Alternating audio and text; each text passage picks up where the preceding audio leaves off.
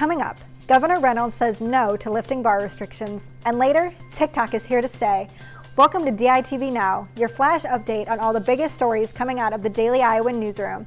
I'm your host, Elizabeth Neruda. You'll have to wait a little bit longer before returning to your favorite Iowa City bar. On Friday, Governor Kim Reynolds announced that bars in Johnson County would remain closed until September 27th. She originally closed the bars back in August after COVID-19 cases skyrocketed in young adults. These restrictions only affect Johnson County and Story County, which are home to two of the biggest universities in Iowa.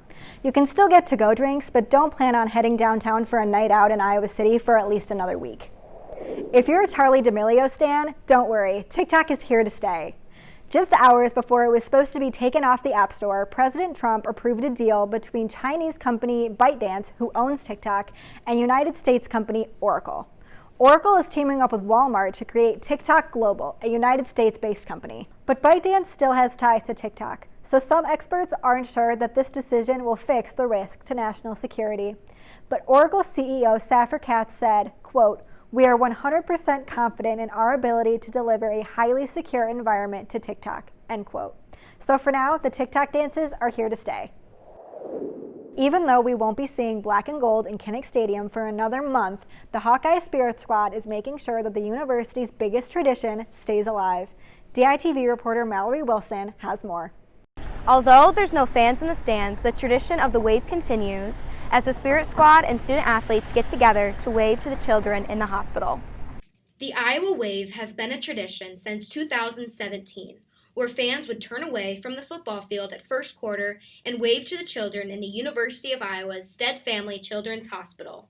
Although this football season looks different, with no fans in the stadium, the Spirit Squad continues this tradition, cheering on the children outside of the stadium. It's all about the kids. We got some emails back the last weekend we did this from some of the nursing stations just saying it was such a thrill for the kids. So it's just great to keep this tradition alive and going. The Spirit Squads, the cheerleaders, the dancers, and Herky being out here each week, and now we've got support of other teams coming out.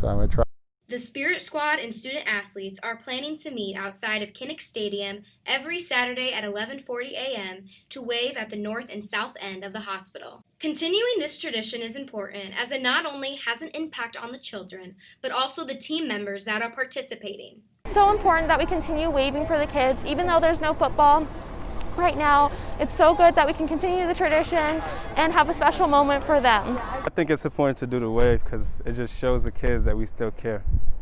This is Mallory Wilson from the Daily Iowan TV. And finally, a quick look at the weather forecast. Things are warming up a bit this week after a weekend cool down. Today will bring more sun and a comfortable high of 78, and tonight will dip back into the 50s. The rest of the week will remain around 80 degrees. Thanks for tuning in to DITV Now. We'll be back tomorrow with the latest on the University of Iowa, Iowa City, and Hawkeye Nation. From Iowa City, I'm Elizabeth Neruda.